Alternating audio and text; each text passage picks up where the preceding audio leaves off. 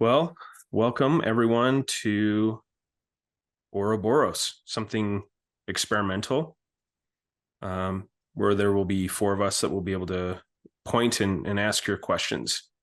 And every single person here, or pointer and facilitator, definitely has their own unique style. Yet ultimately, it seems as if we're just all of us really talking about nothing. So welcome, and so glad everyone's here. Let's jam. We have a few hours to spend together, and so hopefully we can get to everyone's questions.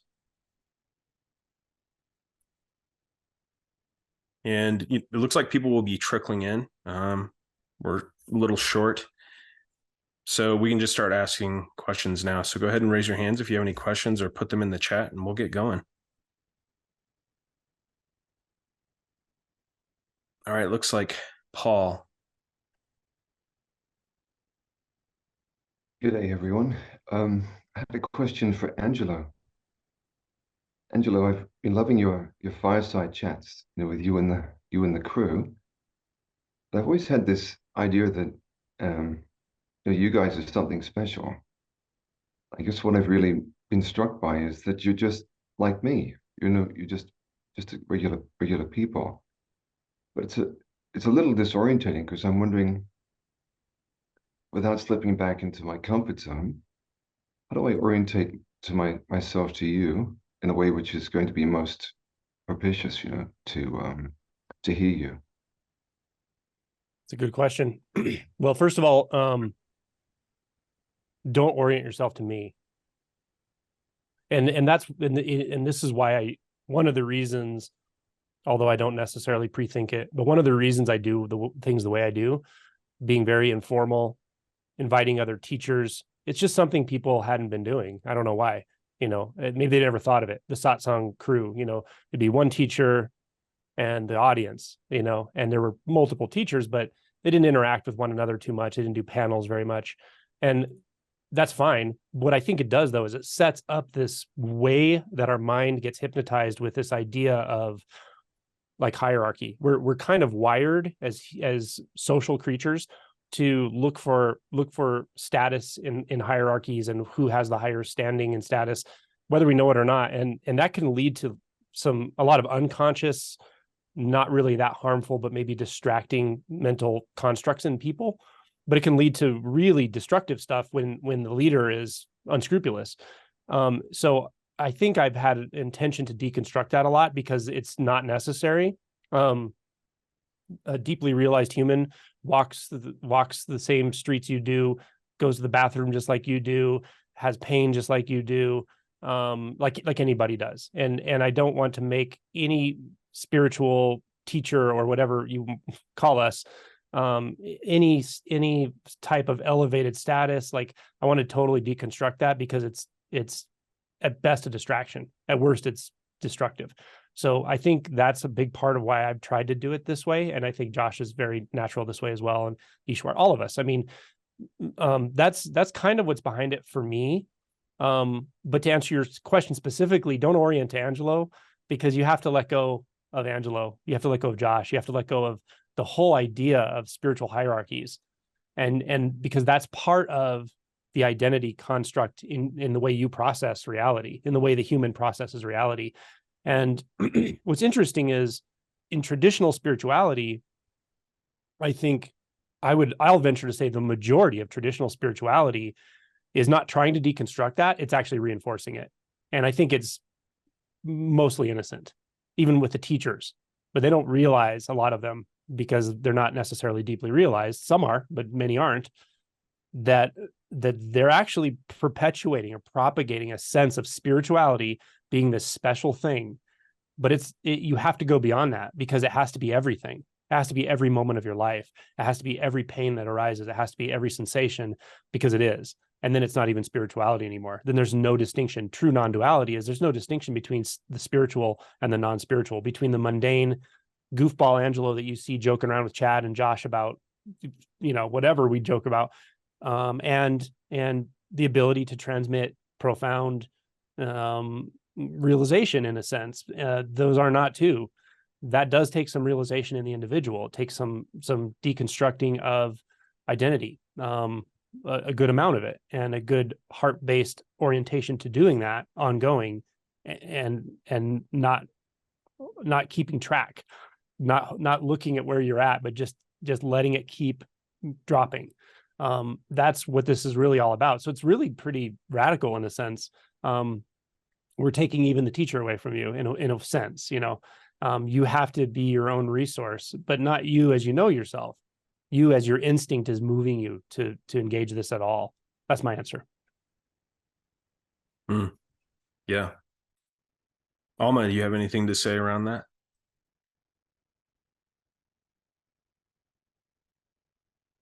Not at the moment. Cool. Eshwar, does anything come up around hierarchy and, you know, attachment to guru or teacher?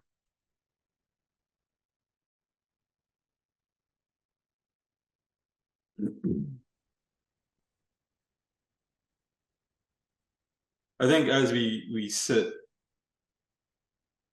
and we kind of attune ourselves to ourselves first, and we turn that attention back to ourselves, there's a level of discernment that comes with that. And we know what we're doing and where we should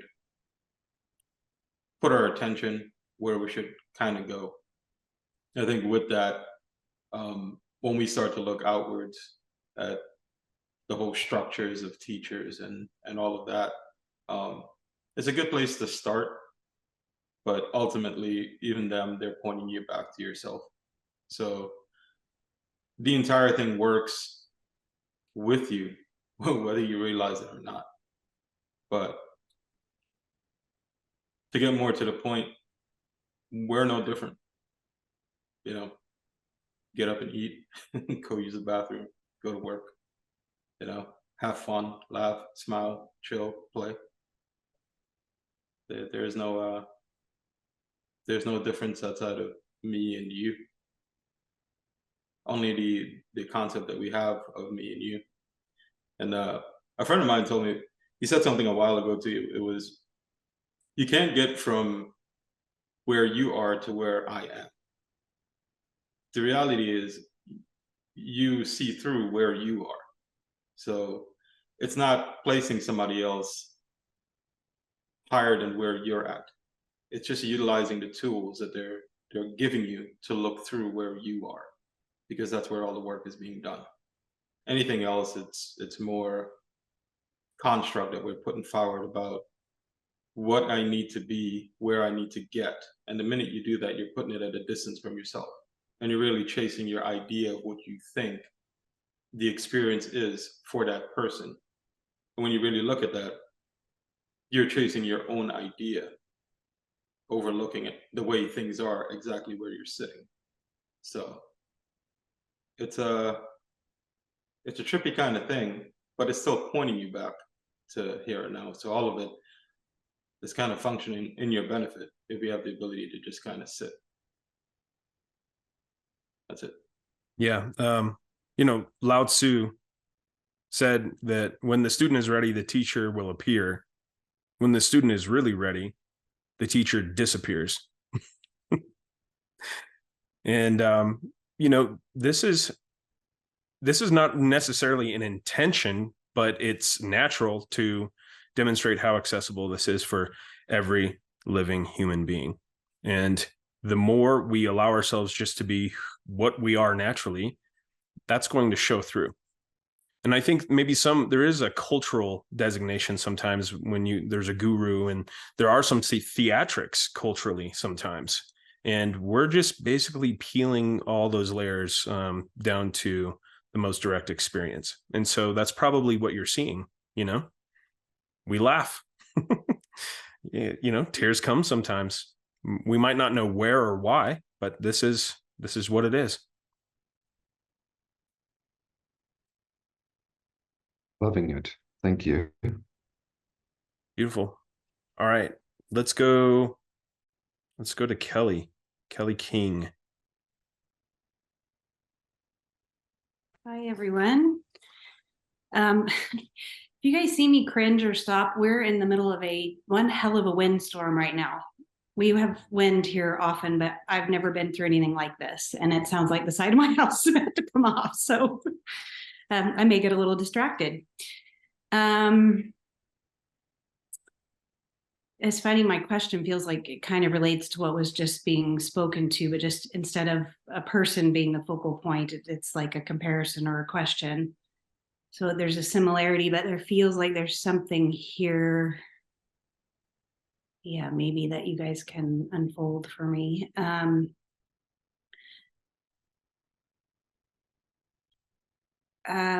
question that comes up sometimes, and especially when I'm talking with you, Josh, is sort of like where I am on the path, or has that first awakening sort of happened in some way? Did it happen some time ago? Did it, and I sometimes, well, I guess often that feels like just a distraction.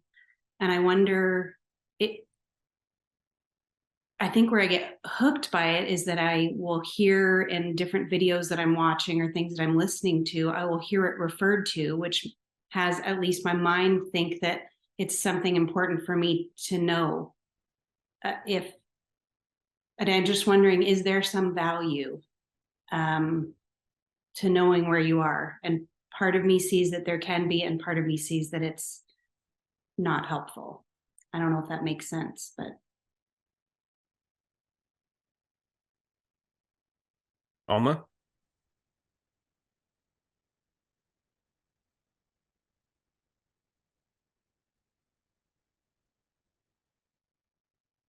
I don't know if I'll answer the question directly because I don't think I know the answer if there is value or not. Rather, I would use the question itself to inquire further. So I would ask myself, if I were in your shoes, why do I want to know that? Where is that question coming from?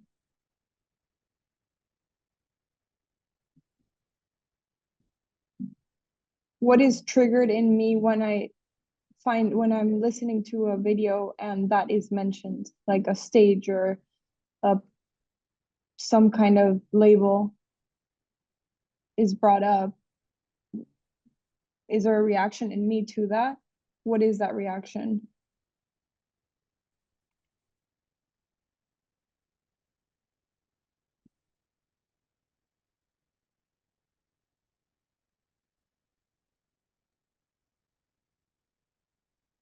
But maybe others will have like a more direct answer to the question if there's value.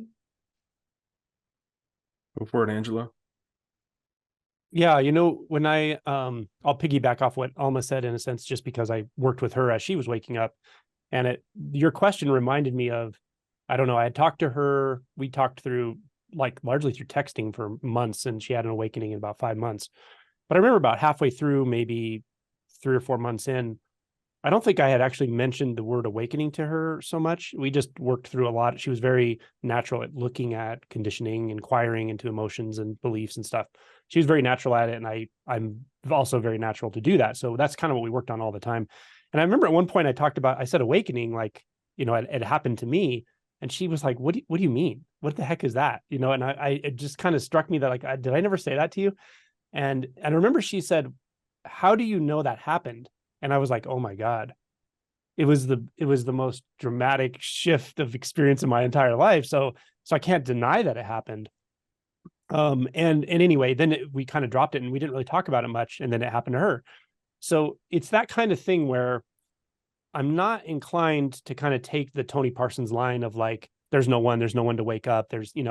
I can speak like that, but I also don't think it's the whole truth, because the whole truth is that was the biggest thing that ever happened to me. And I read a book about people literally talking about going through that shift, and that's what put me through it.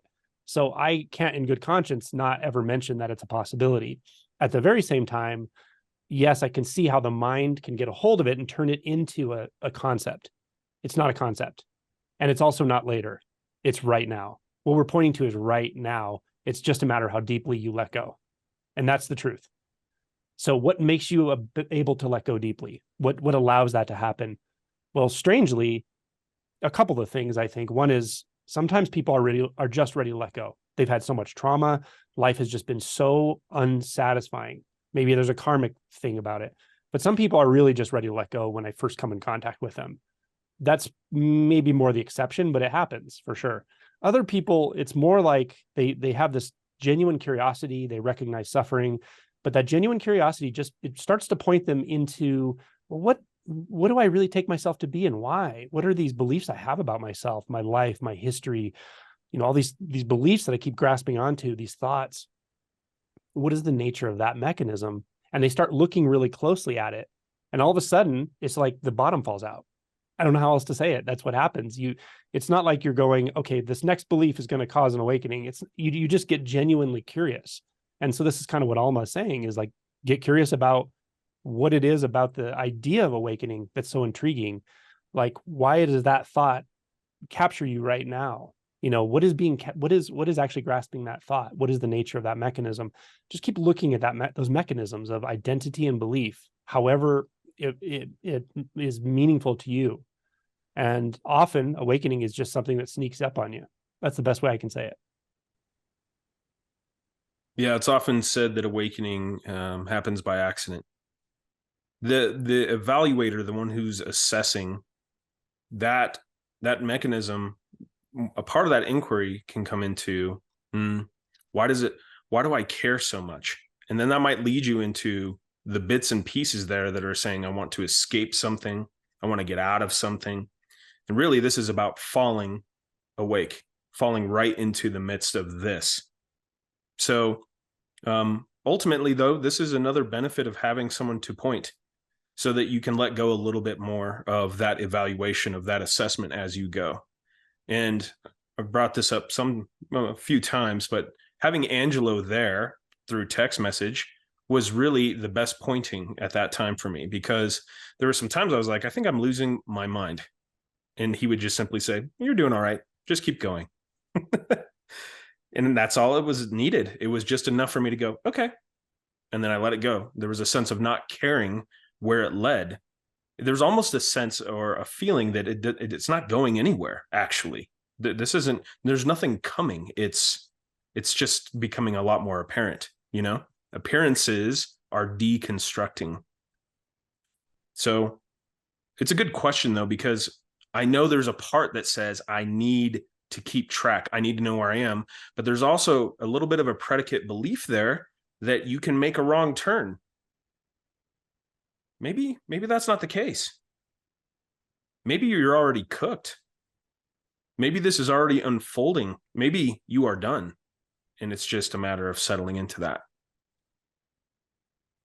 It's a slightly different way to kind of look at it, but I think this is the death of the seeker, ultimately. Nothing to seek. In the conversations that you and I have had, you're starting to taste that. And there's nothing out there. Adyashanti puts it in such a great way, and I know this has come up a few times also, but he says, there is no outside world. This is an inside game. So, there's a bit of, there's a little bit of a bright spot there, but having someone to point that you have a rapport of trust, most of the time it seems like in these one-on-one sessions, I'm just really reminding people, hey, you're doing great. You're okay. Just keep going. Eshwar?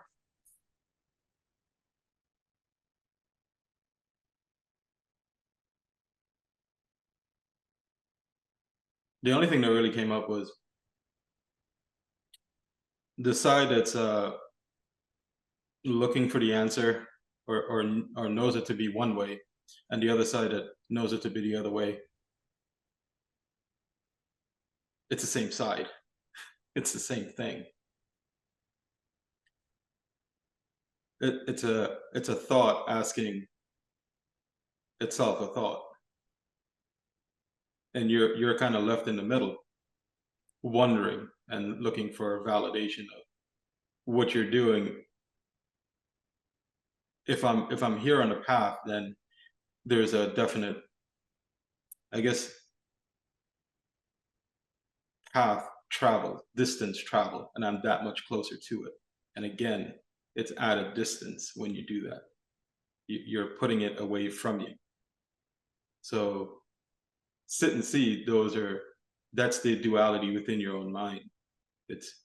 You're asking for something that it can't get. So the uncomfortability of the moment itself is where to rest at. There is an answer to the question. There's only finding out and experience that directly for yourself. You can rest with that, knowing that everything here is perfectly okay. Whether both those questions are asked or answered, the quality of your experience doesn't change. The quality of this doesn't change. That's it. Thank you. Thank you. I have one slight thing to add to that. You know, one way of approaching it for you, if it's interesting, would be to ask, just to notice, the one that thinks it knows whether you're awake or asleep, that's what's going to be seen through. There's something that doesn't even care about that, doesn't even see the reality divided that way at all. And you just sort of orient to that and kind of let go into it. Thank you.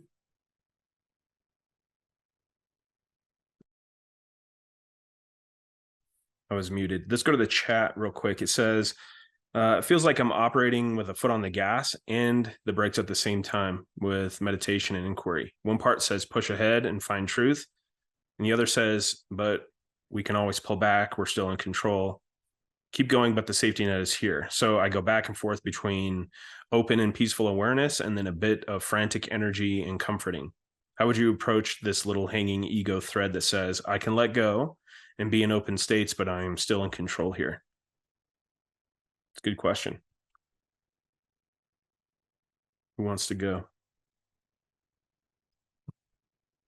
Josh. Okay.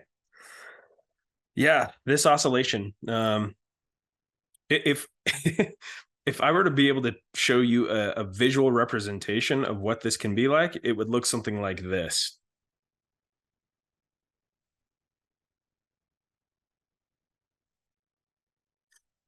It's just like that sometimes. It's this, if you can find where that resistance is showing up, the one that needs to control, you'll probably find the same voice that's wanting to evaluate where you are on the path. You can step in a little bit to, why do I care? Again, for what consequence? What is this leading to? And then you'll start to probably come into contact with something that feels rather uncomfortable there. What would it be to let go? You know, something came up as an intuition, maybe an insight the other day, and it's the immensity, the grandeur, the absolute giant size of the unknown is something that we can feel coming, or we can feel there. And maybe there's something to that for you as well. Oh, more people are showing up.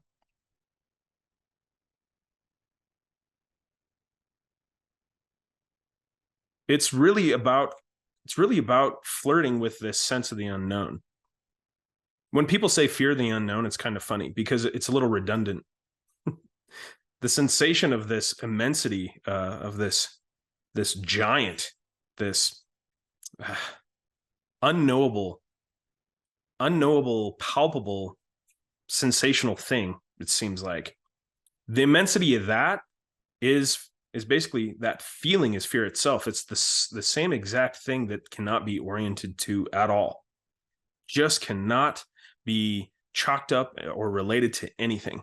And that feels absolutely giant, vast, infinite. And maybe that's what it is. Maybe it's flirting a little bit with that. And that piece that says, oh, there's a safety net, it's really saying is, oh, I can still orient to something. I can still find a connection and a reference, and I can still, prove that I'm solid. I can still prove that I am permanent somehow. So when I brought up the whole oscillation, if you just keep allowing yourself to go to that space that feels so open, pay attention to the thoughts that want to pull you right back out of that. And you don't really need to analyze maybe the details or the content of the thought as much, but what is that thought obscuring? It's obscuring maybe even another thought, maybe something that's oriented around a sense of belief. But here, it really is like a dance. It just seems to kind of have a sense of quickening. It seems to accelerate.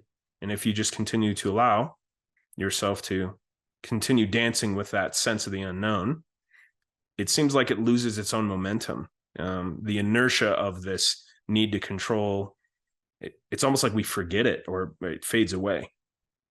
Sometimes it can be a pretty big pop, a suddenness that can show up. But for some other people, it seems like it's a slow fade. It doesn't really matter, though. You don't really need to know where it heads. You just keep dancing with it. Who has something? I think you said it.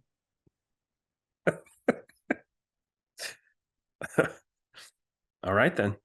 Let's go to Irene. Hi. I often don't speak up at meetups, so I'm stepping out. And what's present here now is certain physical sensations that I identify as feeling overwhelmed. With the whole thing. I don't feel like there's any seeking, like I need to get anywhere. I am working with the 10 fetters, which are the 10 ways in which we identify. And just this morning I was making breakfast and there was this contraction, this moment of contraction where I had 10 things going on, something in the oven, on the cooktop, in the toaster, and my husband was sitting very relaxed, and there was this contraction, and I just kept going. I didn't stop. I just kept going. And then it wasn't until later that I stopped and I recognized this part of myself that had to care for my younger siblings and my mom, and overwhelmed with the responsibility and feeling like I was carrying it all on my shoulders. And so I welcome that part of myself, and I got you, become my own parent. I am so tired of all of this. I'm just so tired of, my husband says, when does the healing stop? When does it stop? And the other side of that is that I was doing an introductory session with Josh, and immediately following my session with him, I called the retreat center in North Carolina. I had called before to see if there was a space, but Angelo, your retreat was filled. Well, I had a session with Josh and immediately called that center, and somebody had canceled and there was a space that opened up, and I jumped on it. I've never been to a physical retreat. This would be my first one.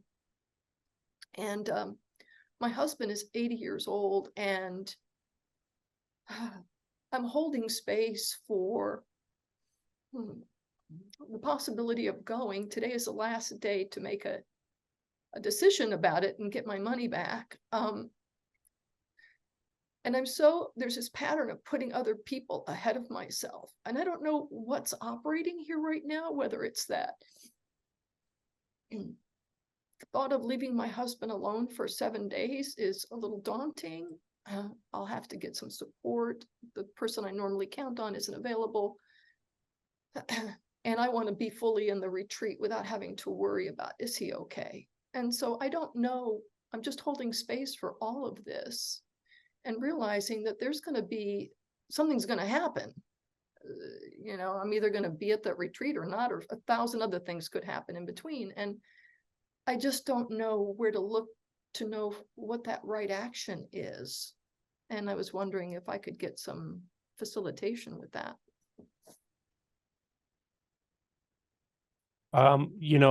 Man, from the moment you started speaking, I just want to tell you, you don't have to manage anything.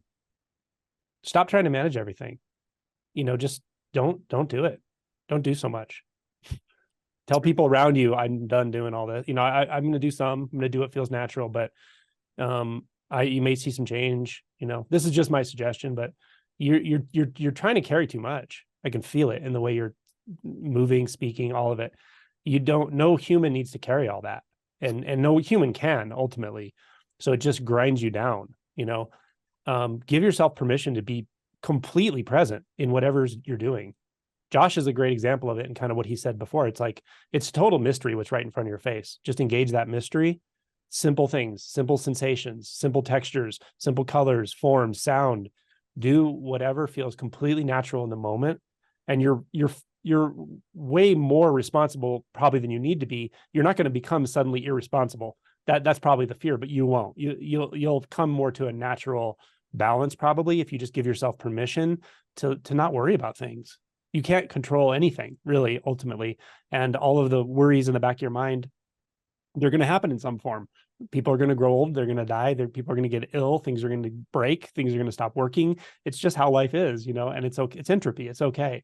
But you can't manage that, and you don't need to. But there's a lot of heart behind this. Obviously, you care a lot. So that's the binding. And I can relate, and I understand that. The binding is that you really do care, and that's awesome that you care. But it can get out of balance with the way the mind puts it together, that like, I'm managing all of this all the time and holding the space for it.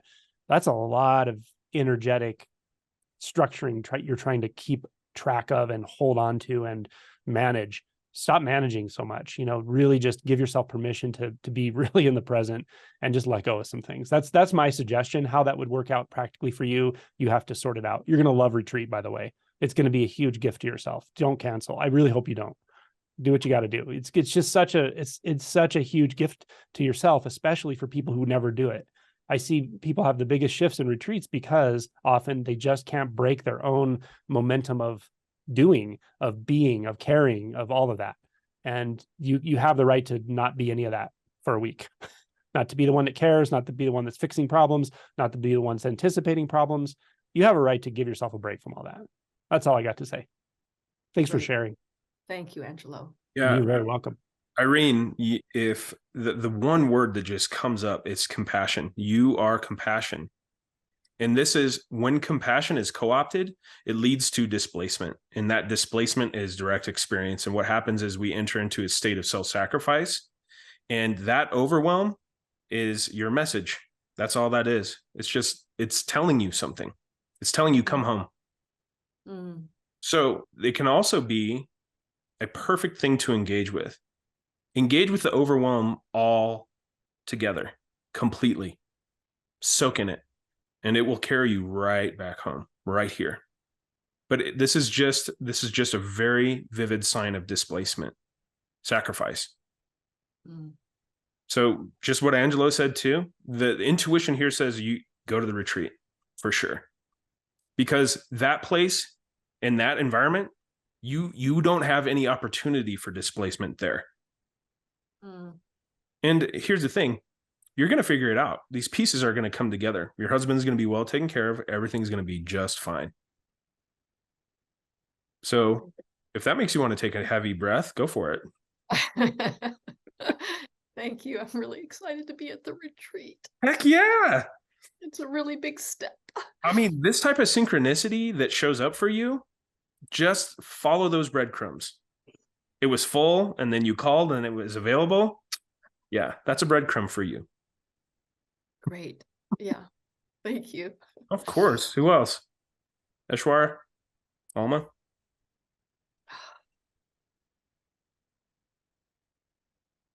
Yeah, there's a lot of heart there with you for sure. I'll share one thing. Before I went to the retreat, which was the actual name of the treatment facility that I went to for alcohol and recovery, the whole starting process. Prior to going in that, all I knew was work. I couldn't even imagine what life would be like outside of that. And for my family, my income is the sole source of income to take care of them. So when the time came to address whatever it is that was going on with me, And at the root cause itself, it's not knowing me for what I was. I was apprehensive because I didn't know what was going to happen. What if I go there and then all of the stories of what can happen if I'm not around, and what's gonna happen if this isn't done, that isn't done. That was 2017. You know, things turned out okay. Whether you go or not, that's up to you. For me, it was when I went, I just went to see what was going to happen, and this was the outcome. No way anything I could have ever imagined came true. This was so simple that I couldn't even imagine it. You know, so there's a lot of fears that come up from the stories that we tell ourselves of what we've been doing our entire lives, that we never give ourselves just a little break to actually see. One, in my case, was to see me for me outside of all the things I needed to do, because I didn't get a break to even look at that, or even for that to be something to consider, to look at me. You know, so it took an extreme thing in my story to get to that point. But I would say trust in what's going on. You know, things seem to be lining up, so you go with the way things are flowing. You take a step towards it, and apparently the door is just open. That's how it was for me. Seems to be the way for you. You know, we approach it from exactly that. I was staring into all of the I don't knows, which is the unknown itself, and having the courage to kind of go and see what that's all about. You know, it starts at a very human, emotional base first, and then we go and we find out. So, Thank you. I just want to say that I think it's safe to assume that, as just following up on what Eshwar just said, that if you take care of yourself, given the opportunity to do so, such as now with this retreat, I'm sure that will trickle down and have a positive effect on all of those that are under your care when you come back. Yeah, there's no doubt about that. Yeah. So in one sense, like, it's also an act of service too. Thank you. I like that reframe, and that's easy for me to step into. Yeah, service is easy to step into, and so thank you. It's kind of a paradox, but I've discovered that looking within yourself is the ultimate act of service. I Yes. can't explain how that comes to be, but it's proven to be the case in my experience. Yeah, same here. And ultimately, to let go of the self is the most selfless thing one can do. So true. Thank you all. I'll be at the retreat and look forward to it. Thank you. All right. Awesome. All right. Let's go to Becky. Hi. Yeah. I have so much love for you, Irene. Thank you for sharing that. I actually don't think my question doesn't feel quite relevant anymore, but there's still something there. Like, I think you guys kind of answered it, but basically I realized, so I don't know, the past month or so has just been a lot of emotion work, and ever since I really started like leaning into this, it's been just a lot of feeling stuff. And it didn't even really register with me. I know I had heard it because I'm listening to videos that I listened to before, but it didn't occur to me that it's common for people to have like the shift of like no self, and then kind of go into the emotion or shadow work. And I haven't had that type of shift ever. And it's so, I don't know, like and last night I started kind of playing with it, and it's just, yeah, it's such a strong feeling that like I'm here. Like this is, I don't know, like the sensations that I associate with like my body, and yeah, it's just here. And like when I try to look or anything outside of that, I can tell is just a mental construct. Sorry, I don't know why I'm yeah, but it's just like, I guess I'm just sometimes get really frustrated, and now I'm just, I don't even okay, I don't know. I think you probably know what my question is. Yeah.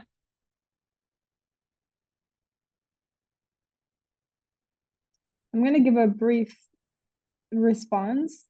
I feel so excited for you. You're right at the precipice of just starting to explore something, and it's like the curtain has been pulled back. So I think that the spectrum of emotions, the cascade of emotions, is natural. But right when you started talking, I just felt so much excitement in what you shared, and I want to encourage you to follow that natural sense of curiosity. It is unknown territory, so it will shock you at times. But I think it's right at arm's length. What you need to, the tools that you need, and the material that is revealing itself is right in front of you. So explore it. Thank you.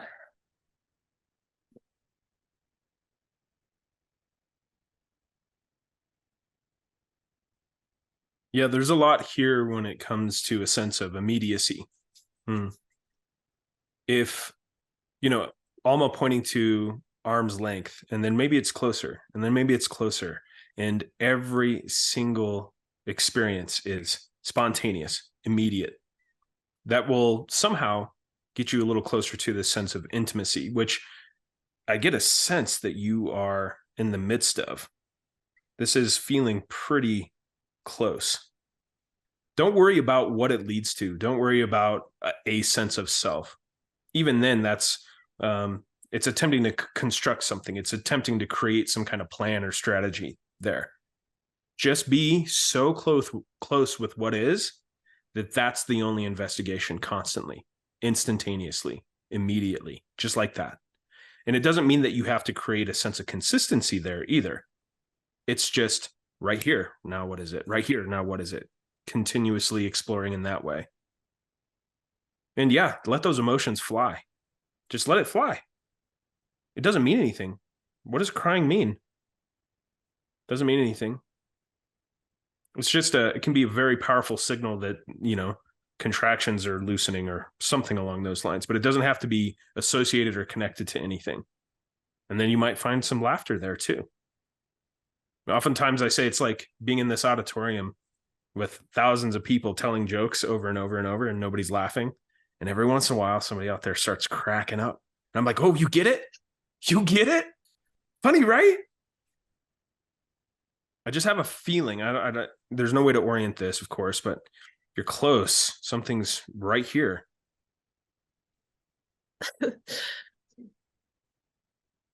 Thank you. Becky, I have a question for you. I'm just kind of confirming your experience based on what you said initially. So the sense of the sense of just beingness, or being you, let's say, this feels very undeniable to you. Yeah. It's pervasively in your experience right now. Is that what you were describing? Like I am? Yeah, it's like, it's hard. I can't even separate like the thought that I'm questioning it from that. Perfect. Like, oh, yeah. Perfect. So the inseparability, the nature of that inseparability itself, Do you notice how that permeates everything in your experience right now? It has no boundary, no edge, just the complete inseparability of all of it. It goes in every direction, every up, down, inside, outside. There's no boundary to that. Do you notice that? I want you to just let go into that. Just let that take you all day long. Don't worry about, don't make markers of what's happening. Don't conclude anything. Don't think any single spiritual term. Just let go viscerally into that you're not close, you're there. There's nowhere to go. Let that take you. Let that take you everywhere it goes. Inward, outward, all at the same time. Yeah. That's my advice to you. Thank you.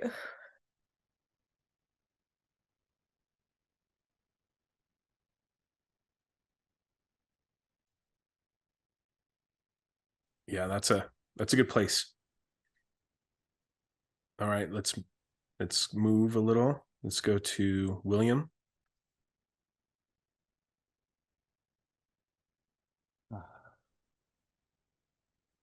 Whoa. I don't know that I particularly have a question. There's just like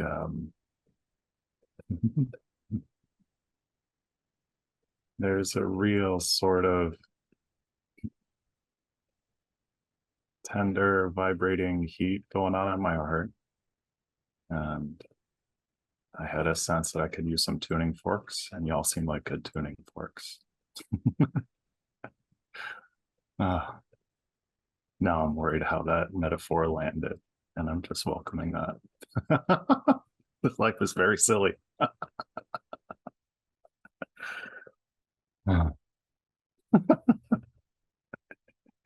It's good to see your face. I'm talking to Josh. I'm seeing your face right now, in case anybody was wondering.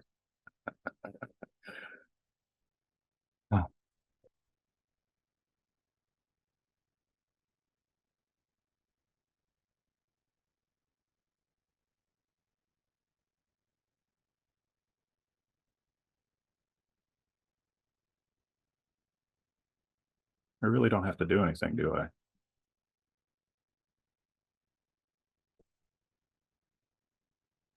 Nope.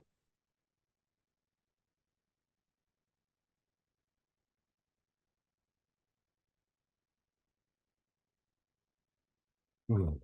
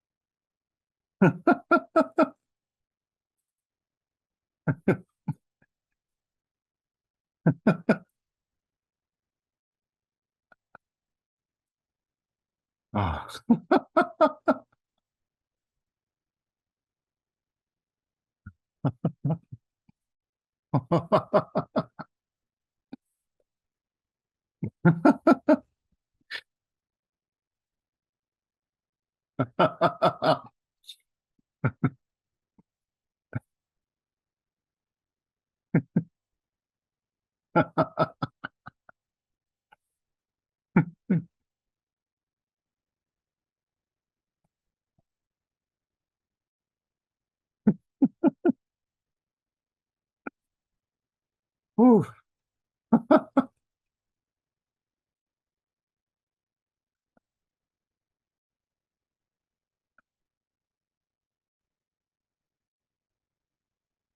Oh, oh, ooh, ooh, ooh, ooh. Oh, thank you. Yeah, thank you. It's I won't go too deep into my story, but the last 3 years have been really hellish, between developing chronic illness from COVID, that disrupting. I got sick at the end of a PhD in counseling, and it disrupted that, and I won't be able to complete it. My brain just doesn't function the way it does before. And both my parents died and had pretty serious breakdown at one point. And then I'm here, and it's all fine. And it's all worth it. And I've really enjoyed being in this meeting, and all the people that came before me and shared, and I'm sure all the people that came after. You're all so beautiful, and my heart feels so tender. Yeah. Oh, I think that's it for me. That fork is tuned. This is Really happy for you. Yeah, man. Juicy. I think so. I'm gonna go laugh some more, I think. Beautiful. Love it. All right, let's go, Jacob.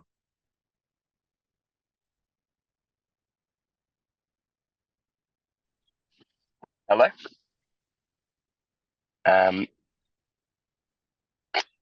Yeah, I guess I sort of fit the mold of the long-term spiritual seeker.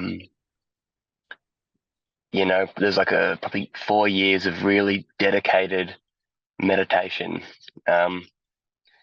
really attached to a practice that was probably I had some misplaced beliefs and ideas of what the path was, what enlightenment was, who I was.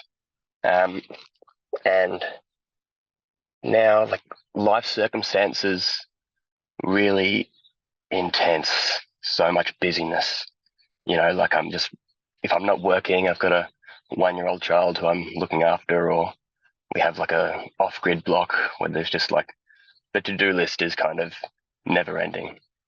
And so, like, periods of quietness are just hard to come by, like I'll be present in my car when I'm driving. I'll just try and notice sensations. I'll do all of that. But I guess there's just such a persistent sense of like there's a clear evaluator of my experience. There seems like a clear identification with mind, with someone who is doing things. There's like just noise. And then I guess a rejection of that noise is quite clear. A belief that noise shouldn't be there. I don't know how to dispel that belief. And like through all this, there's like a reasonable degree of equanimity. I'm sort of like, I feel like my heart is open. I feel like there is like an element of surrender, but yeah, just the persistent idea that I don't understand and I still suffer. And yeah, I just want to know. That's my question.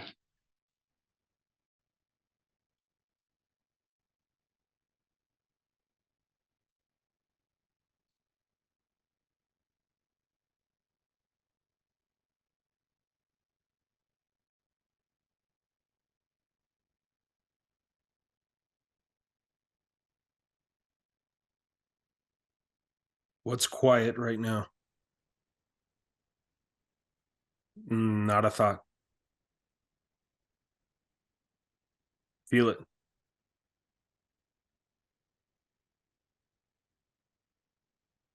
There's some movement. There's something moving. There's something felt.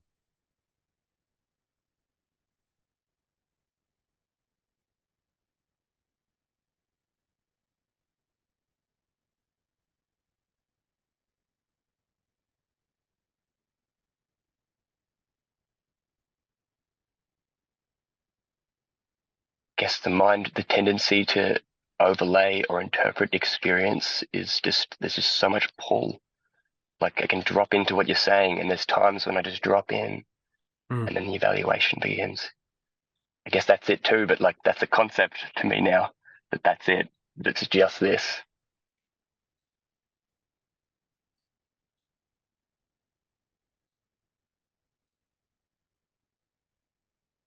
What is the evaluator saying right now?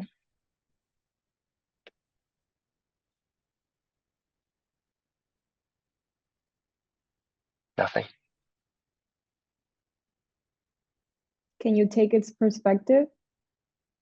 Can you fully embody the evaluator?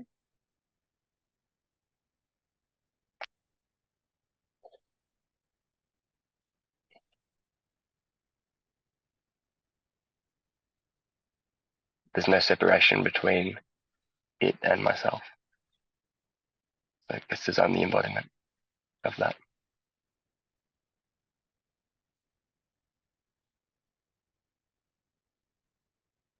Then where are you right now? I'm right here.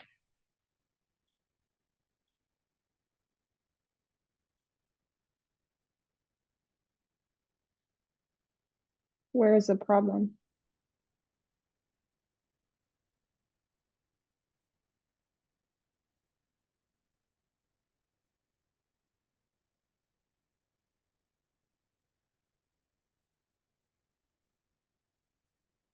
There is none. Are you sure?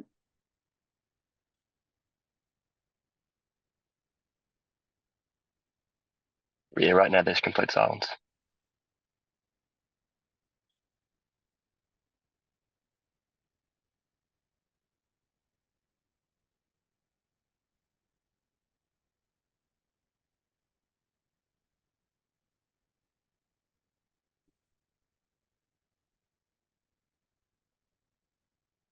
Then stay with this and wait until the evaluator arises again. And when it does, fully embody him. Let him be there. Become him.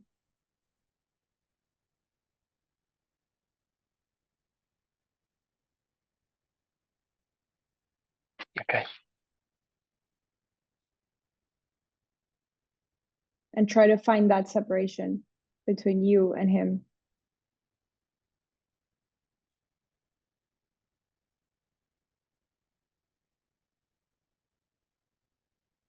Thank you.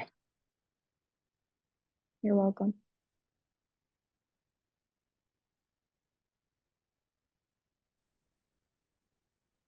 All right. I think, I just wanted to add very briefly. I think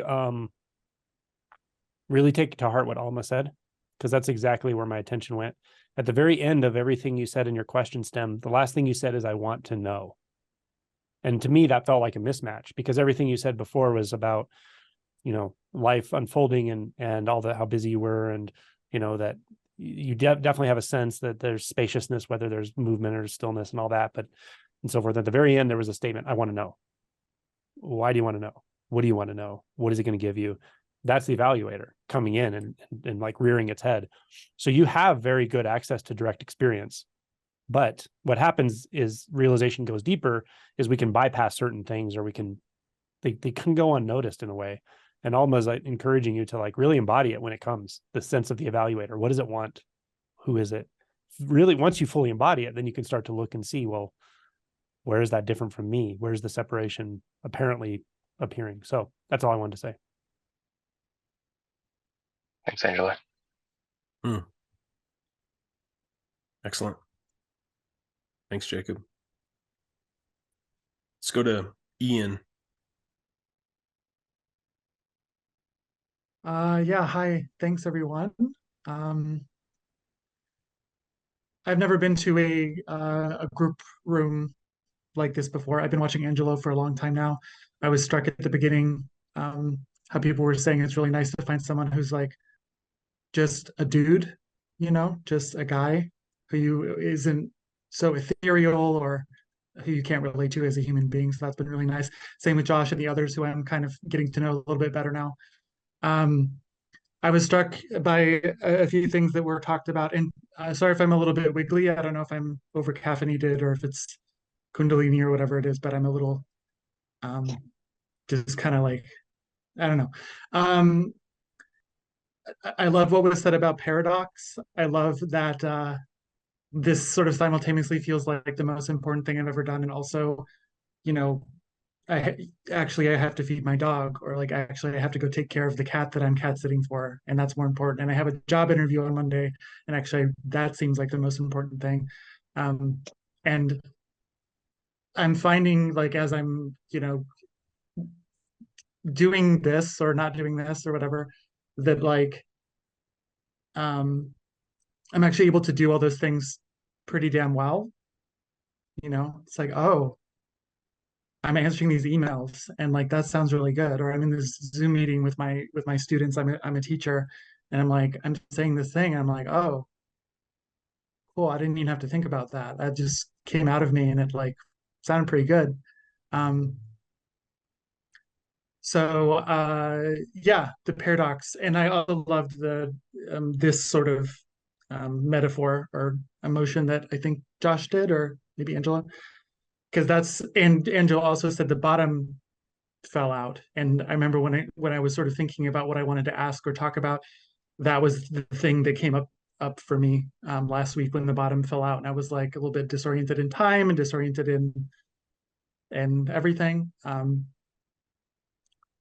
I guess my question is would be in regards to maybe resources. I was finding myself a little bit jealous of Alma having that direct text access to Angelo when she was going through this, and I don't have any like giant sense that I have to that I really have to text someone who knows what they're doing, because I feel fairly confident that I can figure it out on my own. But I'm curious if there are some resources for someone who I could just kind of like, if I have a question that comes up, or I just want to share what's happening for me in the moment, if there's resources for someone I could kind of have a one-on-one sharing with. So that was my sharing in my question. Thank you.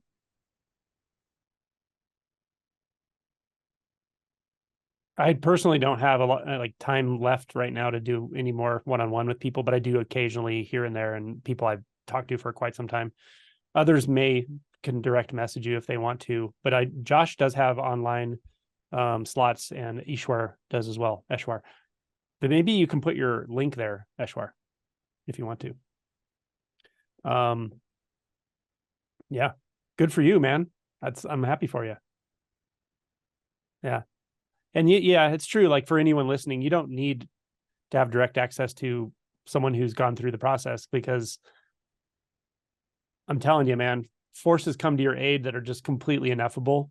And it's a heart-based commitment. And if your heart is in it and you're really willing to just keep letting go, things will just rearrange themselves. People will come in and if you really have a strong inclination to work one-on-one with somebody and have a close relationship, you can also find them. You have to dig around a little bit, look online, find people, message people here and there.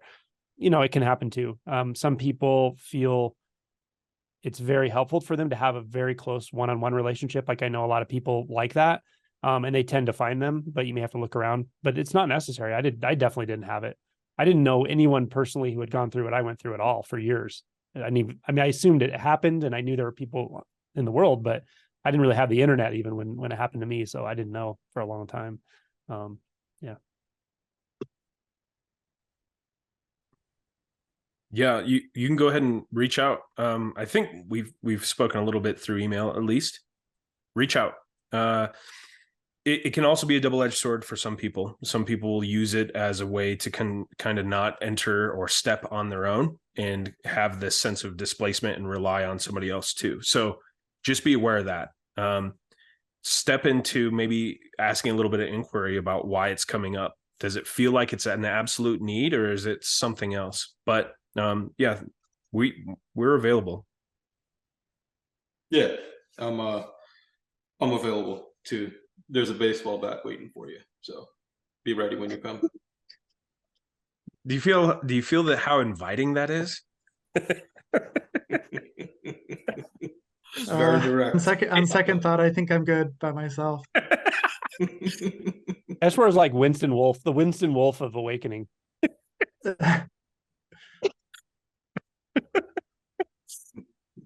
But the real beast here is Alma. She looks so unassuming, so sweet, but she gets in there and starts turning screws. Oh man. You'll never be the same. Yeah. Upon first meeting her, I thought, I was going to be able to crush her with a hug, and my back has never been the same, Alma. Yeah, reach out. No comment. No comment. All right, thanks, Ian. Let's go to, looks like Ryan. Hey guys. Good to be here with y'all. Oops. All right. So, first of all, Irene, I'm so glad to hear that you were able to get into the retreat. I was actually the one who canceled, and I didn't want to, but I had to fly back east for a funeral, and then I had a family member get diagnosed with brain cancer, and so I'll have to fly out to the East Coast again really soon here. And so because of all that, I just ended up not being able to, find the time or the finances to do the retreat this time.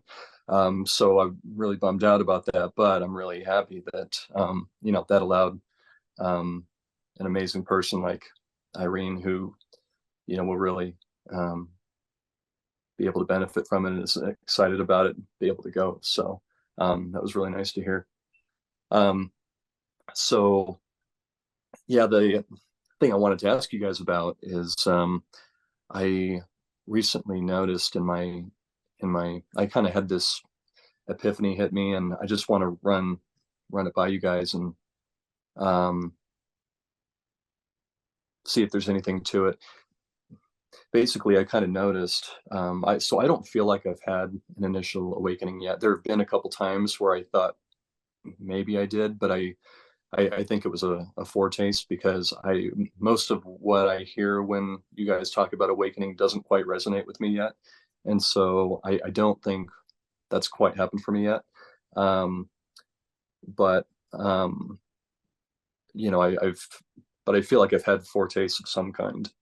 But one of the things that struck me was this. I was like,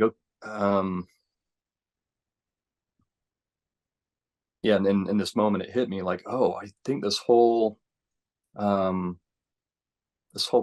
of my mind and my conscious experience that feels like it's putting attention on things is actually the layer of identity that comes off in awakening. And I don't know if that's true, but it hit me pretty hard, because I was like, wow, this is actually a really big part of my experience. Like, it's not just the sense of being the thinker or of being someone, but it's this entire sense of consciously being able to put attention on things. It's like this enormous part of my conscious experience. And so I started playing with that a little bit. And in my inquiry meditation, I started trying to let go of that and see what happens, and see if it's even possible to let go of that. And I was really surprised to find that I could. Basically, and what I mean by that is I was able to actually let go of the entire sense of attention, the whole sense of having attention that I can direct toward this or toward that part of my experience. I was able to actually let go of that. And I was surprised to find that there was still attention there of some kind. It almost felt like I was letting go of consciousness, letting go of awareness. But yet there was still some kind of consciousness there, but like a deeper level of it. Kind of like almost like a subconscious kind of consciousness, which doesn't make sense, but yeah, like a deeper level of attention that was more subtle than this conscious form of attention that I can direct here or there. So when I started doing this, I started having these energetic releases, and I was having one after the other. And I mentioned this in Angelo's Q&A yesterday. I was like, I found that yawning allows me to release energy, Kundalini energy, because that's what I was doing again and again. I would have an energetic, basically what I was doing was I was lowering the energy level of my mind and my conscious attention to the point where it just felt like there was nothing happening there, where it felt like that energy level had come down to basically nothing. And as that happened, as that energy level neared zero, it was almost like the energy that was normally used to put my attention on things would start to build up, and it would need to be released. And then I would do this big yawn. And then that would release the energy, and then I would be able to do it again and go a little deeper and bring the energy level a little bit lower, bring the attention a little bit lower. And then it would happen again. That the energy would build up, and I would have to release it again through a big yawn. This happened like 30 times over the course of several hours that I was doing this. And so I was like, wow, okay, well, this is really interesting. I've never heard anyone talk about this kind of thing before. So maybe there's something here. Like maybe if I do this enough, I'll get to a point where I can actually bring that mental energy level down and that conscious attention down to actual zero. And at that point, maybe awakening will happen. But then again, maybe this is something that's just totally orthogonal to, the project of waking up. So I don't know. I've never heard you guys talk about this exact kind of practice before, so I just wanted to see what you think about it. And is it a distraction, or maybe it'll have some value after awakening, or could this actually, help me have an awakening? What do you think? Also, one more thing. Did you guys purposely plan this for 11:11 at 11 o'clock, or was that just a coincidence? Everything by accident. Nice shirt, by the way. Oh yeah, thanks. Yeah, I got this from Josh's online store. This is my favorite. Man, energy is pointing toward Angelo on this one. Don't know why. Okay. Yeah. So the first thing I want to say to you is what you're talking about is natural meditation, very much so, when you're not modulating your attention at all.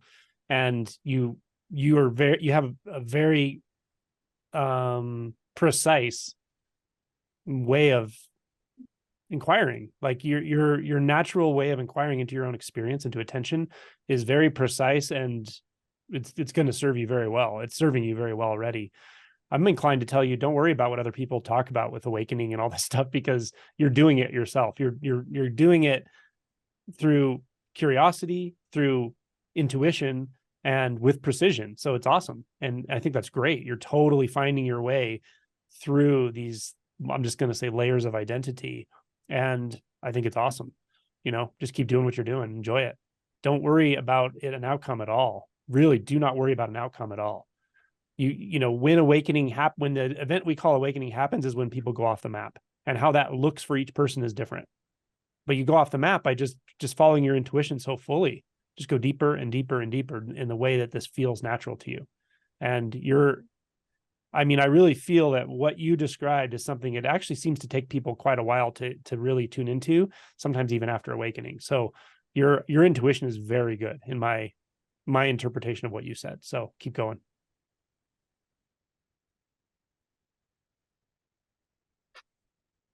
Awesome. That's really nice to hear. I really appreciate that. Yeah, that's encouraging. So I'll keep doing that, and you're a pioneer, I'll do man. other practices here and there too, but you're a pioneer. You're going where no one's gone before. Truly, you're going where no one has gone before. No one can give you a map for this. No matter how poignant a spiritual teacher, their words are, or any writing is, all those are pointers. They're just kind of saying, try to go in that direction, maybe a little more in that direction. But once you intuit the directionless direction, that's where you go. You go where your instinct shows you to go. It's really like that. It's the gateless gate. That's why there's all these paradoxical ways of talking about it. But you're orienting to it. I can feel it. And so that's all I want to tell you. Trust yourself. Yeah, that's awesome. Yeah, Ryan, for sure. And you don't get any more validation because you don't need it. Yeah. Yep. You don't need to lean into that anymore. Right. Yeah, Angelo mentioned not needing a map.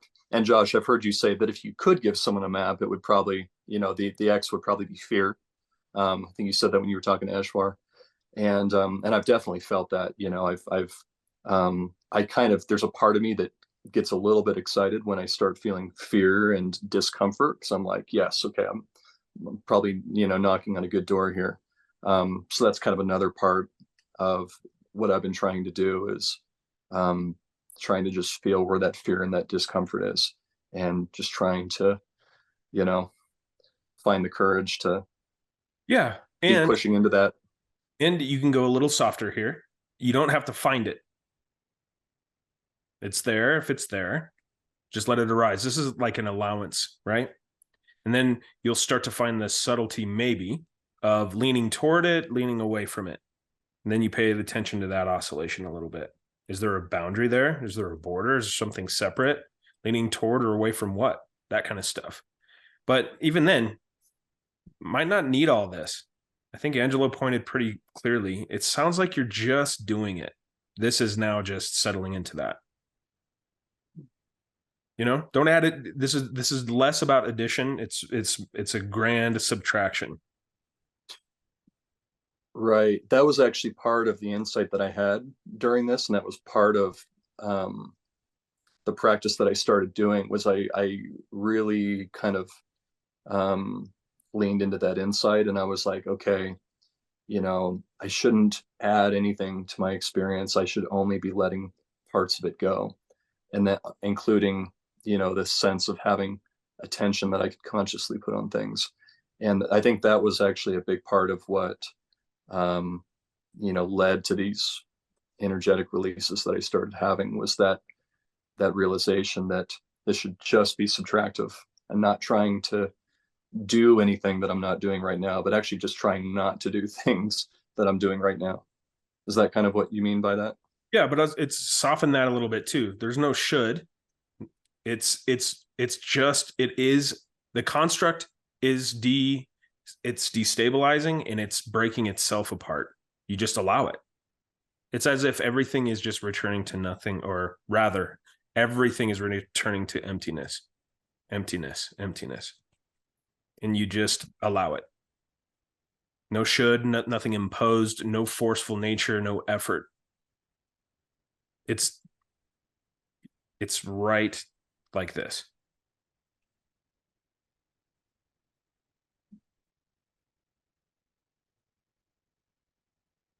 Or when you notice that efforting happening, you could ask, who's doing that? Where is that coming from? So you could respond to that, to your own questions, with another inquiry question. Mm-hmm. Yeah, it's so paradoxical, because it's like I'm trying not to try, and in sometimes I feel like I actually succeed at that. Like I actually do feel the trying and the effort, dissolving away, but it feels like it takes effort to make that happen. So yeah, I kind of understand what you're saying, but I also feel like there's a part of it that I maybe haven't quite.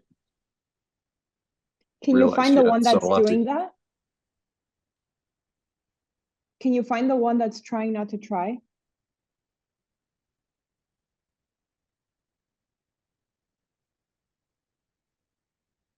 I think so. See if you could become well acquainted with that one. Just like study it. See if you can embody it. See if you can find it. Can you find it? Can you put your finger on it?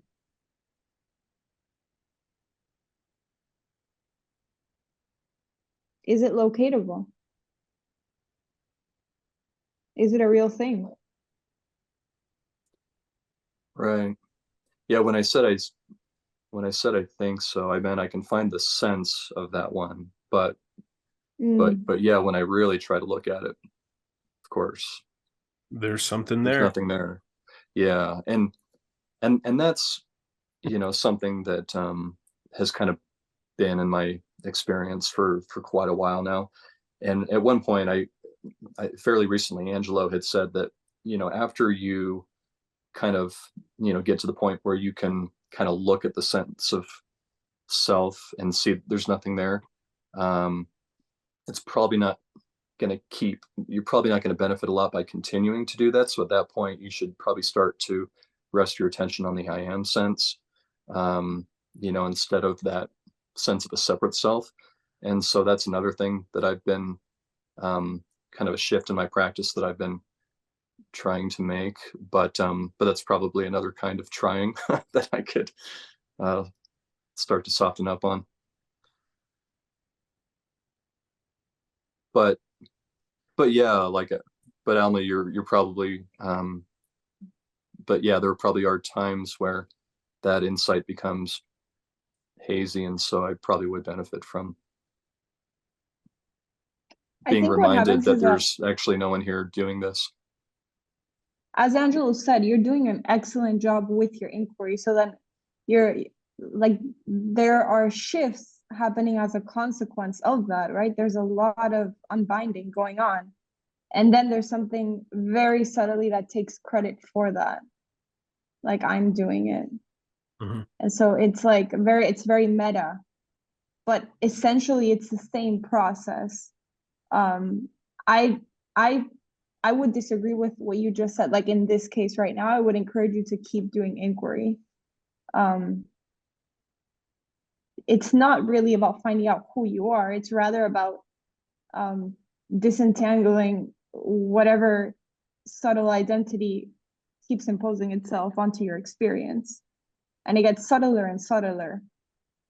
So if you could find the one that's trying not to try, it's like almost like a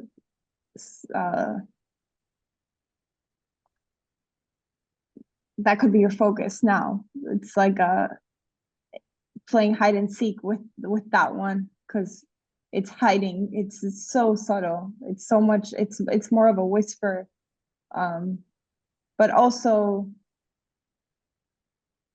the less identity there is, and the more fluid experience is, the more like those subtle ones will stand out. So you'll be able to also just detect it much more easily.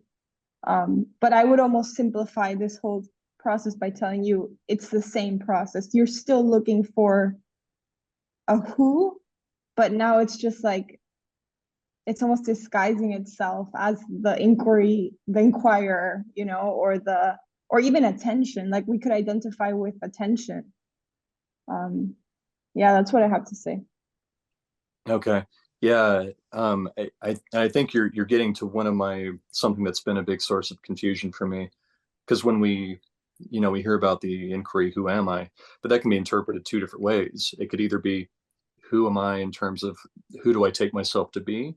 And focusing on that and seeing that there's nothing there. Or it could be, trying to kind of like focusing on my true nature, whatever that is, kind of like, what is mu, and focusing my attention on that, on this unknown kind of, higher self, so to speak, or true nature, so to speak.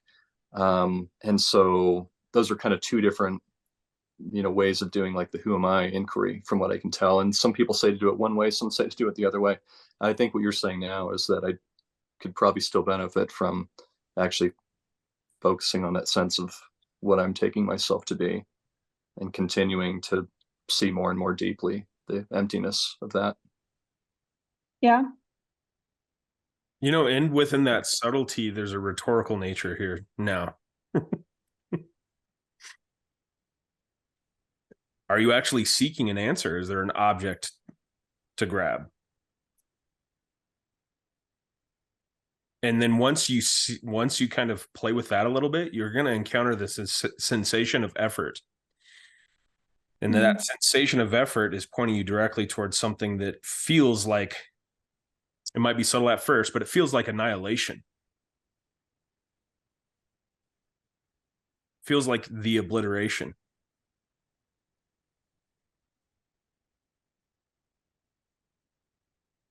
It might feel like a tickle at first, or something sharp, something staticky. But man, it's your best friend.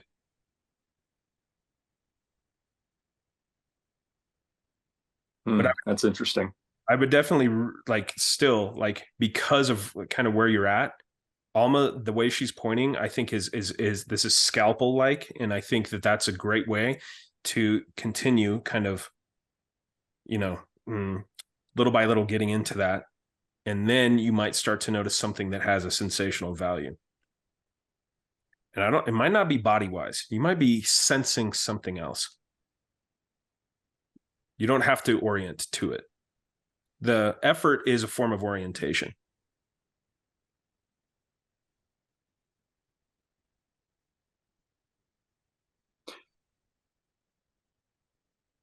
Yeah, I think I kind of understand where that's pointing, because as I've done this practice, when I get to the point where I feel like I've actually let go of conscious attention. So I've been trying to let go of attention and intention. That's kind of just been this almost my koan. And that's kind of what's, if there's anything in the front of my mind, it's kind of that, let go of attention and intention. And as I've done that, like when I get to the point where I feel like I've actually done that or come really close to doing that, it doesn't feel like there's even anything left that can put effort into anything. And so yeah, but then I'm left going, well, what do I do now when I can't do anything? I guess I just stay there. I mean, it's see what happens. It's very akin to the hot iron. Uh-huh. What is it to rest entirely in stillness? That compulsive desire for what next, what more? There's probably a sensational value to that. Yeah. Yeah. So that's what's there. We're talking immediacy. It's, something's here. There we, okay, with it. It's not compelling any longer. Right. Yeah, I guess I just need to rest in it when I get to that place. I mean, I've heard Angelo say many times, just stay there, don't move a millimeter. And, and then of course you guys talk about grace as well. So I guess maybe it's a matter of staying there long enough to become grace prone enough that, something will just reveal itself without my effort. You're not going to be able to will this into action. So what does that feel like? Even if you stay there, that doesn't mean anything.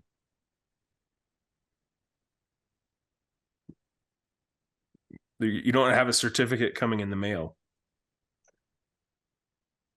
You don't get, there's no trophy. What is that like?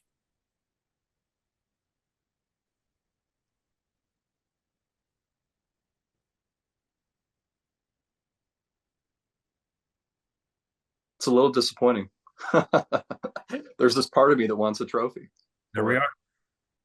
Yeah. There we are. Entertain it all, man. There's no wrong. It's not like that. It's just something wants to continue to be obscured by using these subtleties now, Oh, if I will it into action, then I get something out of it. Oh, okay. Sit with that. That's the hot iron. That is it. Don't get to do a thing. You don't get to move a millimeter either direction, any direction. You are just in it. You're bathed in it, soaked in it. It is everything.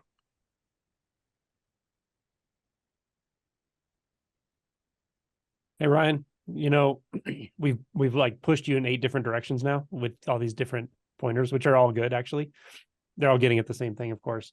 But I want to add a 9th one because really it's because of what you said the last time you spoke. And this is just a very specific thing.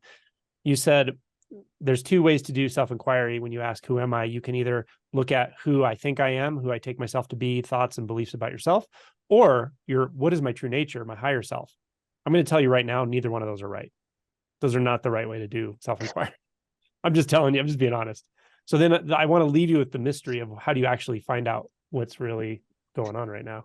Oh, this is totally turned into Ryan, we do feel compassion for you though. No, you're great. You're like I said, you're do. extremely precise, and you found a very powerful, potent way of doing inquiry.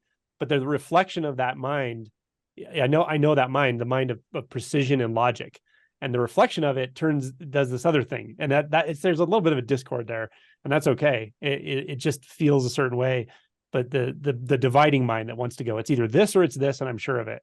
I'm telling you right now, that's not it. Yeah. I'm gonna add one bit of thing here is the experiences themselves that we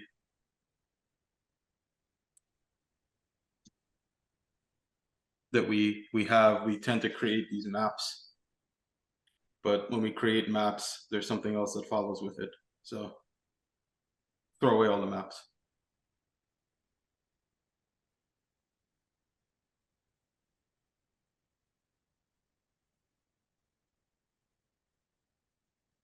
Yeah, this is good. Oh, go ahead, Alma. No, go ahead, Josh. I was just about to transition, but go ahead, Alma. Oh, remember your innocence. Remember that this whole query started with innocence. Mm-hmm. It's coming from a place of innocence.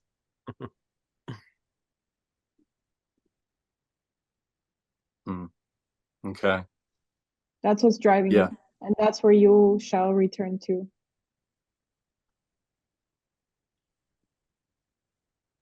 Yeah, interesting. Okay, awesome. Yeah, thanks so much to all of you. Mm-hmm. Yeah, you got the full-on Ouroboros experience. Oh man. Yeah, you simultaneously are eating yourself because of this and giving birth to yourself. I'm the snake that's eating its own tail now. Yeah, no, it's awesome. Yeah, that's exactly what I came here for. So yeah, I really am grateful to all of you, and sorry for taking up so much time, but hopefully this will be valuable to a lot of others as well, since this is just, these practices are so fundamental to all of this. But yeah, it means a lot to me. Thanks so much, guys. Nice to see you, my friend. Yeah, likewise. All right, let's go to Elaine. Hi guys, I'm a bit scared to follow that one. So I think my question actually is quite similar to a few of them that have been asked, but from a slightly different angle. So I'm having these experiences, no, that's the right word, but at night. So I'm waking up quite a lot at the moment because I've got some health pain stuff going on. So the good thing with that is I'm waking up quite a lot at night. And then when I wake up, I have this really serene just sense of like being. And as I'm lying there, and sometimes in the morning as well, and I'll just be looking around. And the thing I've been playing around with, I think, Angelo, was one of your videos when you were interviewing someone, and they said this thing, and it just blew my mind. It was like, when you just look at something, so you look at a chair before you call it a chair, what is it like? And I've been working with that a lot because I find it incredible. So I'm sitting in my bed looking at the door. I'm like, I'm the door. Is it the door? What's the, before I think door, what it, and so I'm going through this whole thing, and it's really whole. But the words are really weird, but it just feels complete. So everything I'm looking at is complete.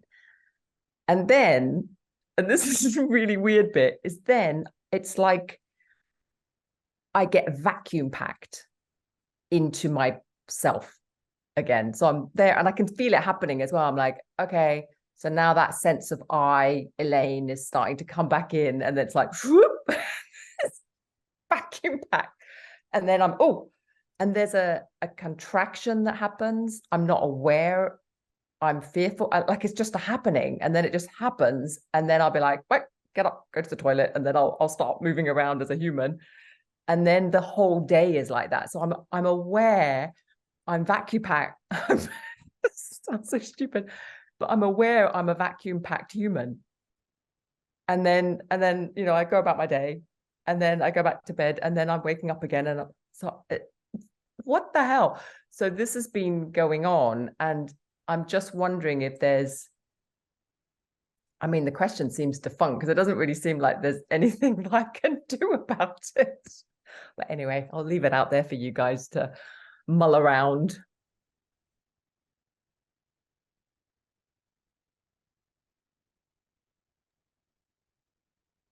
What comes up, Eshwar?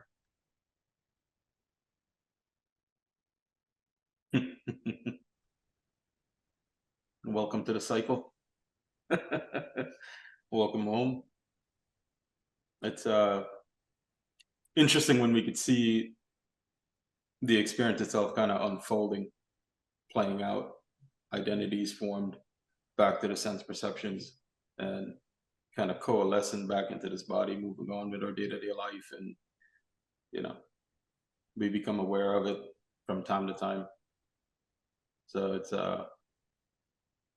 nothing you can really do to change it. Is a recognition of what's happening, what's going on. However it's going to cycle out and play out, that's how it's going to be for you. There is no predicting or really any need to want to make it anything.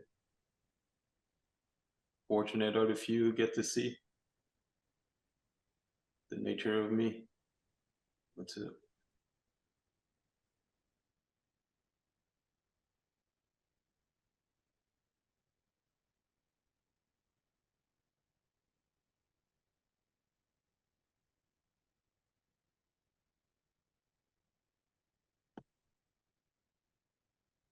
There are ways that we sometimes find to sort of force hack the perceptual system to where we get these, you can like literally get these tastes of non-dual. And what you're describing in the visual field is non-dual for sure.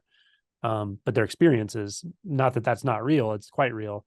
It's just that it's not a realization, meaning with the realization, it sort of shifts into that and doesn't come back.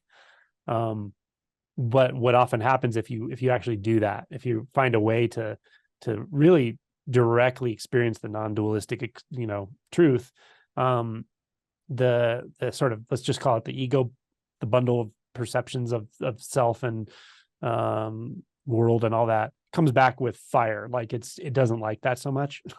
it feels, it may be cast off into the shadows for a moment, but it like really collects back strongly sometimes, and it feels in a sense more contracted or more vacuum packed. But that's just the contrast you're experiencing. So this happens all different ways for different people. Some people do get these like non-dual direct experiences early on. I would just say, if it's interesting to you, keep investigating it. It's great. This is definitely a very good way into investigating identity. Instead of investigating identity directly, you're investigating duality directly or form directly. And identity is structured in or nested in beliefs that there is form, that there is separation, that there is a physical world. And you're finding ways to actually see clearly and directly in the moment that there isn't. And if it's exactly like you described, it feels whole. That's a very good word for it. It feels whole. Sometimes I use the word intimate because it's like, it's too real to even say I'm here and that's there. The wholeness of both the door and the self and the perceiver, the wholeness of that just shines. And it's too real to be defined as here and there in space, separate objects. So that's non-dual. And yeah, just explore that if it feels natural to you and relevant, but know that there will be like a rebound effect, and that happens, and it's okay.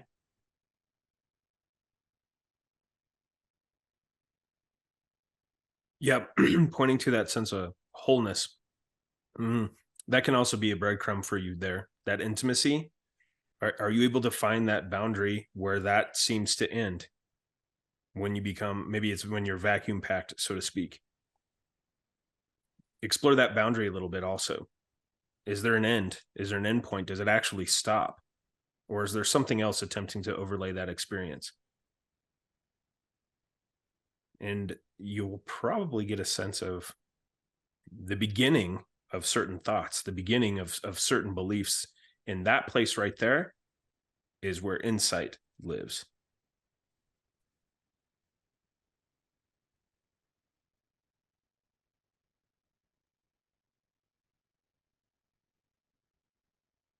All right, Elaine.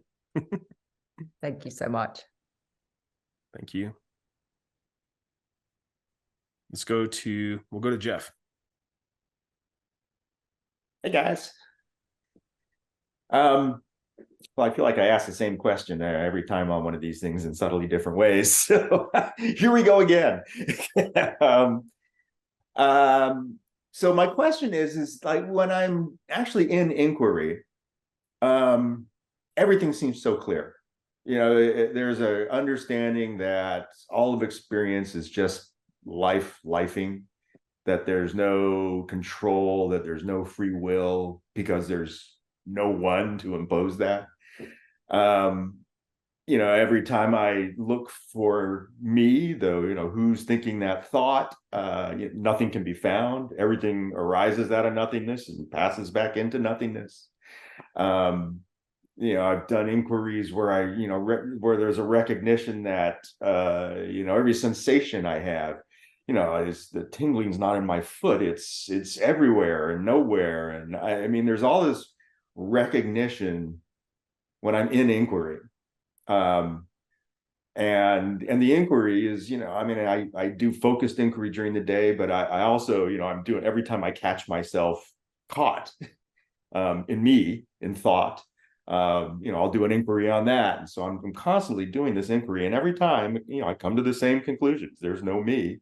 You know, the doubts that I feel about the process, I recognize clearly as just more thoughts. So it feels like there's just so much clarity, but yet I'm still here.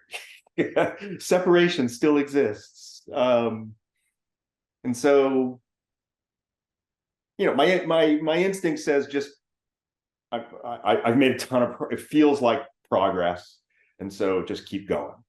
But it just felt like I'd kind of throw that out there. You know, what do you do when you kind of you kind of grok the whole thing, but it's like in the head. It's felt when I focus on when I, you know, sit with quiet. But other than that, you know, just feels like the same old Jeff.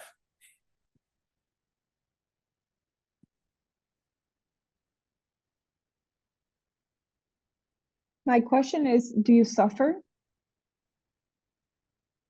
A lot less than I used to, but there still is, and actually, I would say when the sense of self reifies the strongest is when emotion comes up, when uncomfortable emotion comes up, and in those cases, if I actually do an inquiry in the middle of one of those uncomfortable emotions, I mean, I can still see that. I can still see kind of the truth of what's going on, but it's not as clear. It's harder for me to stay there. It's like I'll see it, but then I get pulled away. Whereas I can sort of bask in it when I'm just sort of sitting and quiet. Can you find suffering right now?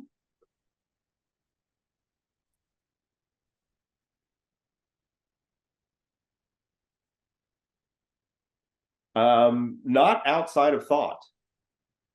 There is some, I mean, there's, you know, frustration at the process. There's also a recognition that it's all thought. There's a recognition that as this body is sitting here talking to you, that there's an awareness here that there's a body talking to you and it's not me in a way. So it just feels like there's just on this razor's edge. But yeah, right now, there's not a lot of suffering going on. There's a teeny bit of unsatisfactoriness, I would say. But again, I recognize it really as thought. I think so that I would bring your attention onto that sense of unsatisfactoriness and see if you could almost like magnify it, which is the opposite of what you've been doing, right? You've been attuning to this peace and clarity. See if you could attune to the unsatisfactoriness and make it the whole of your experience. Huh. And so with that, I guess that would also hold true with when I'm actually having a stronger feeling of suffering. Yeah, but doing it now, yes, of course, but this is a great opportunity to do it when you're at peace, because there's almost like an identification with peace itself. Does that make sense? Yeah, it does.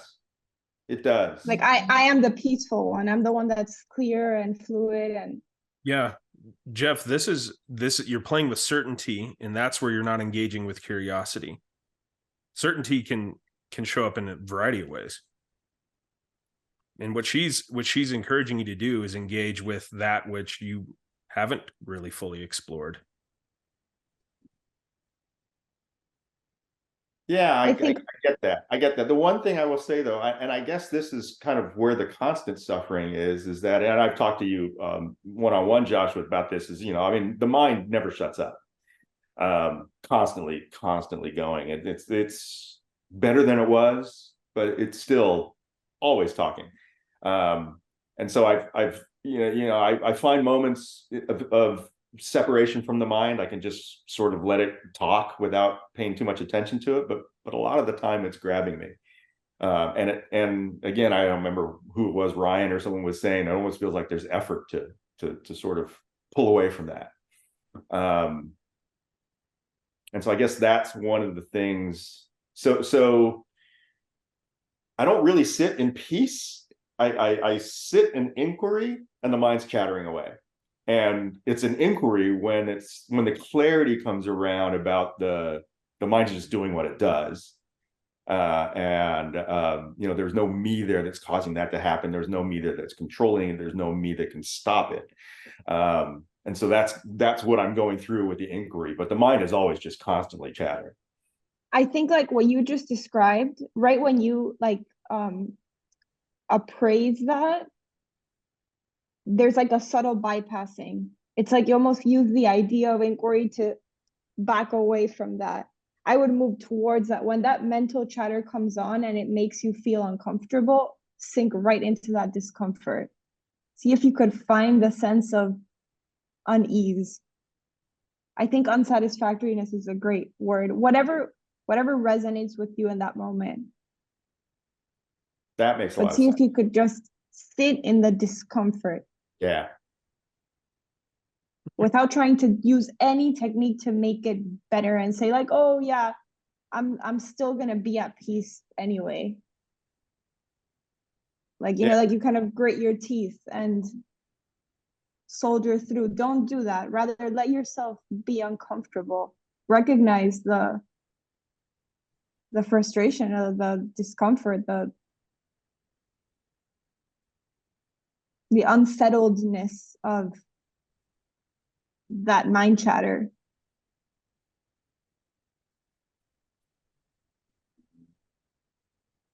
Yeah, that makes the sense. Restlessness. Yeah, I'm the king of avoiding discomfort, and that's been a pattern for my entire life. And so, Jeff, I'm seeing that a lot. I'm seeing that pretty clearly. Jeff, yeah. Say that statement again, but just add the word maybe at the end. I'm the king of avoiding discomfort. Maybe. That will invite a little bit more curiosity. But there's a certainty in these statements. Do you recognize that?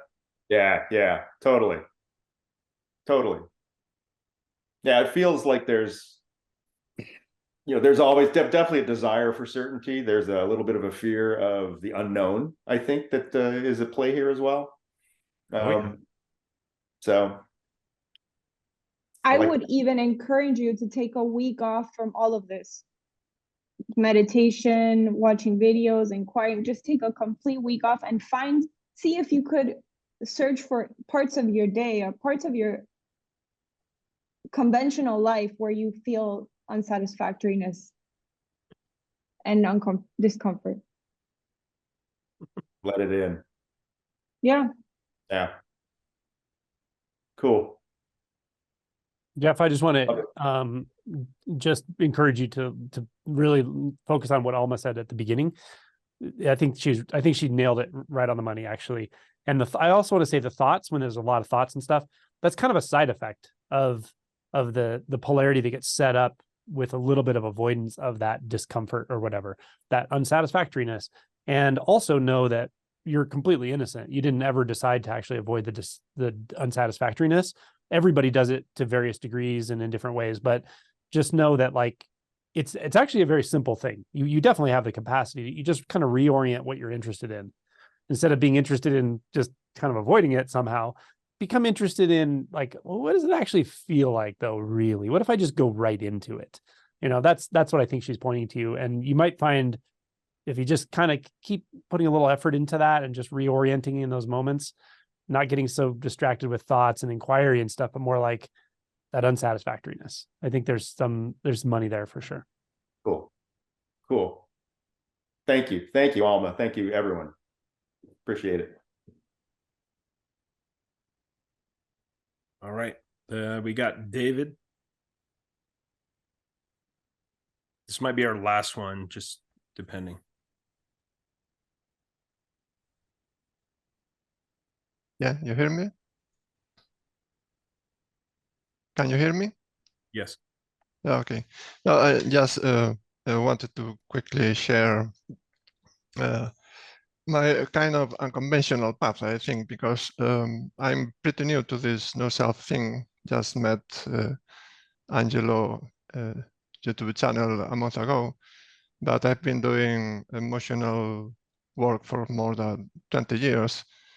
And it just happened that a couple of weeks ago, I had the experience of when dealing with an emotion about control. There was this question, who is the one who needs to be protected from all this danger? And was the realization of, oh, there's really no one. And it's been quite all right these 2 weeks, but the space where I'm now, it's absolutely familiar. It's like something that I have been touching on and off for all these years. But it's like the missing piece was just this idea that there is no one to protect. No, that is a bit related with that. Elaine said that. Okay, I know how to get to this place, to this presence, to this being one, but something happens that I'm sucked back into the matrix of the mind somehow. And the difference now is that now I know that there is no one interesting there. While before it was just, oh, I need to go back to life to do things. Yeah. There was just this belief that, okay, this space is good, but you have to go back to keep on with life, no? And basically the message here is for me, it wasn't this thing that is so related that many of you maybe you have experienced, that you have a big shift that changes your perception of life, and then you have to deal with all these emotions of what has happened. That for me it was just a bit the opposite. No? It was doing all the shadow work before, and then one day it was, oh, this is the icing on the cake. You were missing that. There is really no one that needs you to go back there. So, well, even so, I say again that I'm still very new to this, so for sure I'm missing a lot of things still. But just to share this message that you may already have experienced what you're looking for, and you miss it because it was so normal that you didn't give it enough importance. Thanks.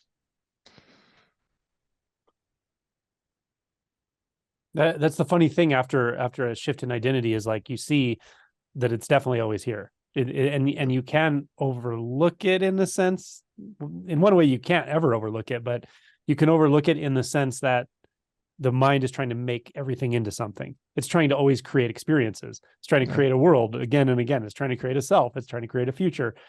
And in doing that, if there's, let's just call it identity operating with that, then it will definitely feel like, something solid and real in a very paradoxical way that's sort of filtering out what is neither real nor unreal, but it's vast and it's empty and it's freedom. So it's totally true that everyone listening to this, no matter whether they've heard about this topic we're talking about 1 day ago, or 1 month ago, or 1 year ago, it's already their experience. It's 100% already in your experience for sure. No doubt about it. And how you come upon that knowing and that deepening of the knowing varies a lot. And some people do a lot of the emotion work early on. And for whatever reason, maybe it's by necessity, maybe it's by intuition, who knows? But it's that work has to be done. And in one sense, it's probably better to do it ahead of time. Although I don't think you can really choose, because I think for some people, the awakening process is just unfolding like it was for me. But you will do it. You will have to do that work, and to do it ahead of time, often then the awakening it's maybe a little more of a subtle shift, or maybe it's a little more of a softer landing, less of a really obvious honeymoon period and then a really obvious shadow period, because a lot of it's already been done. But then you can do it at a deeper level. You probably have recognized that. I would think it just gets more and more subtle.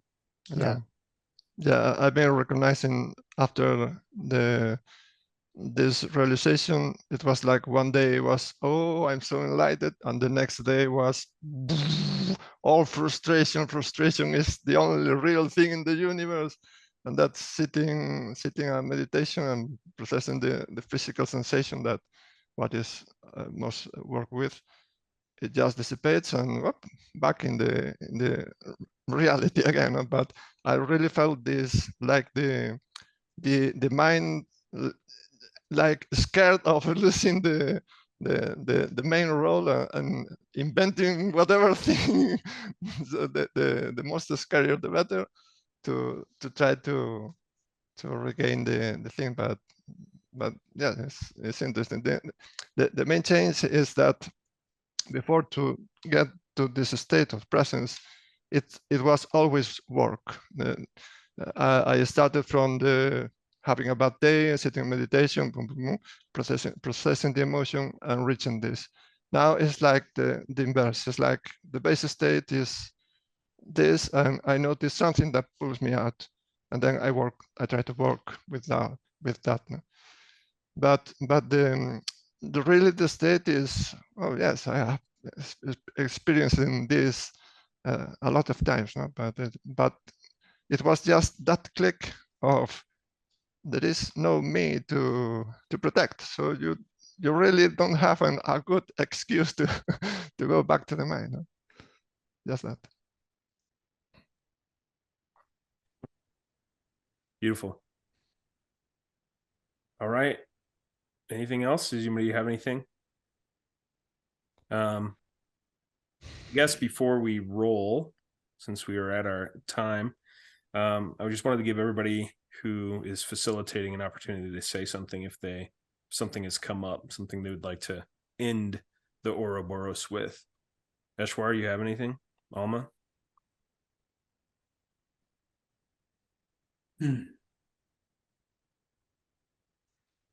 Yeah. Everybody has it. It's already here. So sit, be, recognize.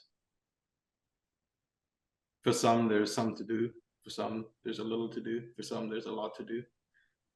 For some, the path is gradual. The understanding it dawns.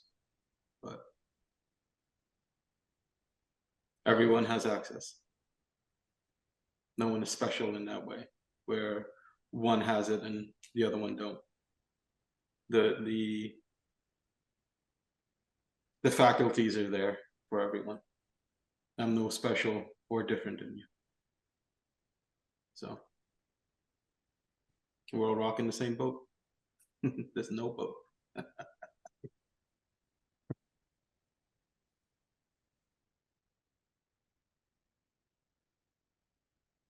Parting words, Alma? Angelo? Thank you, everyone, for being here. Yeah, thank you, everyone. And I just admire everybody here, because this is, even though it's largely an involuntary process, It just takes a certain kind of courage to keep doing. You're kind of going against the grain, of life, of the human paradigm, of the collective ego. You're doing something that's really taking you off the map, not just instinctually and inwardly, but sort of, outwardly.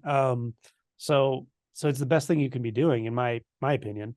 And I just admire everybody for being willing to take this journey inward. The other part of it is, you already know where to go, and it is already here, but you know how to access it. And it's so funny. It's almost like there's a seed that's been planted in you at a very young age or something. And it knows, like, you know where to go. It knows where to go. This is just an analogy, but you just have to sort of give yourself permission. And maybe you touch it at some point somehow through one of these pointers that someone gives you, and you go, oh, I get that. And then you inquire, and the moment you touch it, though, then you know where to go.